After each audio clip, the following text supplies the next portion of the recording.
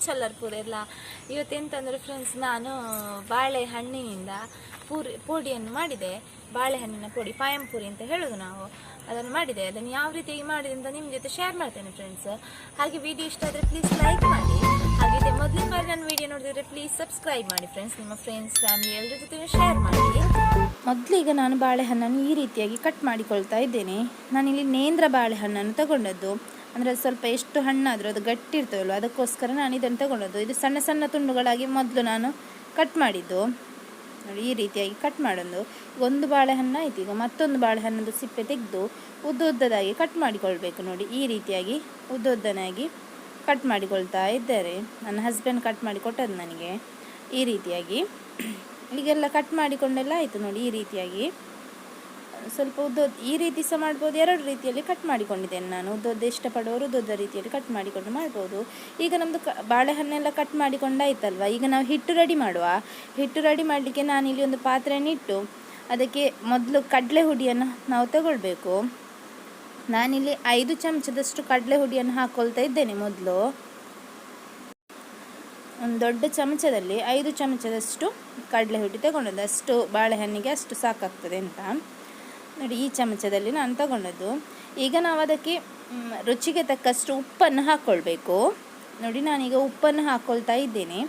ಮತ್ತು ಒಂದು ಸ್ವಲ್ಪ ನಾನು ಚಿಟಿಕೆಯಷ್ಟು ಅರಶಿನವನ್ನು ಹುಡಿಯನ್ನು ಹಾಕ್ಕೊಂಡೆ. ಸೋಡಾ ಕೂಡ ಹಾಕ್ಕೊಳ್ಬೋದು, ಸೋಡಾದ ಹುಡಿ. ಈಗ ಒಮ್ಮೆ ಈ ರೀತಿಯಾಗಿ ಕಲಸಿಕೊಂಡು ಮತ್ತು ಇದಕ್ಕೆ ಸ್ವಲ್ಪವೇ ನೀರು ಹಾಕ್ತಾ ಹಿಟ್ಟನ್ನು ರೆಡಿ ಮಾಡಬೇಕು. ಈಗ ನೋಡಿ, ನಾನು ಸ್ವಲ್ಪವೇ ನೀರು ಹಾಕ್ಕೊಳ್ತಾ ಇದ್ದೇನೆ. ನೀರು ಹಾಕ್ತಾ ಹಿಟ್ಟನ್ನು ಚೆಂದ ಗಂಟಿಲ್ಲದಾಗೆ ರೆಡಿ ಮಾಡಿಕೊಳ್ಬೇಕು. ನೋಡಿ, ಈಗ ಸ್ವಲ್ಪ ನೀರು ಹಾಕಿ ಹಿಟ್ಟನ್ನು ತಿರುಗಿಸ್ಕೊಳ್ತಾ ಇದ್ದೇನೆ ನಾನು, ಗಂಟಿಲ್ಲದಾಗೆ ಈ ರೀತಿಯಾಗಿ ತಿರುಗಿಸಿಕೊಳ್ಬೇಕು. ಈಗ ನೋಡಿ, ನೋಡಿ ಈ ರೀತಿಯಾಗಿ ಈಗ ನಮ್ಮದು ಹಿಟ್ಟು ರೆಡಿ ಆಯಿತು. ನೋಡಿ, ಈ ಹದಕ್ಕೆ ಇದ್ದರೆ ಸಾಕು. ಸ್ವಲ್ಪ ದಪ್ಪ ಇರಬೇಕು ಹಿಟ್ಟು. ಸ್ವಲ್ಪ ನೀರಾದರೆ ಅದು ಹಿಡಿದುಕೊಳ್ಳೋದಿಲ್ಲ ಬಾಳೆಹಣ್ಣಿಗೆ ಅಂತ. ಈಗ ಅಷ್ಟರಲ್ಲಿ ನಾವು ಎಣ್ಣೆ ಬಿಸಿ ಆಗಲಿಕ್ಕೆ ಇಟ್ಟಿದ್ದೇನೆ ನಾನಿಲ್ಲಿ. ಎಣ್ಣೆ ಸಹ ಬಿಸಿಯಾಗಿದೆ ನಮ್ಮದು. ಈಗ ನಾವು ಬಾಳೆಹಣ್ಣನ್ನು ಹಿಟ್ಟಲ್ಲಿ ಒಮ್ಮೆ ಅದ್ದಿ ಈ ರೀತಿಯಾಗಿ ಅದ್ದಿ ಎಣ್ಣೆಯಲ್ಲಿ ಬಿಟ್ಟರೆ ಆಯಿತು. ತುಂಬ ರುಚಿಯಾಗ್ತದೆ ಈ ರೀತಿಯಾಗಿ ನಾವು ಪುಡಿಯನ್ನು ಮಾಡೋದ್ರಿಂದ ಬಾಳೆಹಣ್ಣಿನಿಂದ. ಸೋಡದ ಹುಡಿ ಹಾಕಿದ್ದು ಸ್ವಲ್ಪ ಉಬ್ಬುತ್ತದೆ ಅಂತ. ಸೋಡದ ಹುಡಿ ಹಾಕದಿದ್ರು ಚೆಂದ ಉಬ್ಬಿ ಬರ್ತದೆ. ಇದು ಬಿಸಿ ಬಿಸಿ ತಿನ್ನಲಿಕ್ಕೆ ತುಂಬ ರುಚಿಯಾಗಿರ್ತದೆ. ಸ್ವಲ್ಪ ತಣ್ಣಗಾದರೆ ಅಷ್ಟು ರುಚಿಯಾಗಿರುವುದಿಲ್ಲ ಇದು. ಹಾಗಾಗಿ ಬಿಸಿ ಬಿಸಿಯೇ ಮಾಡಿಕೊಂಡು ತಿನ್ನಿ.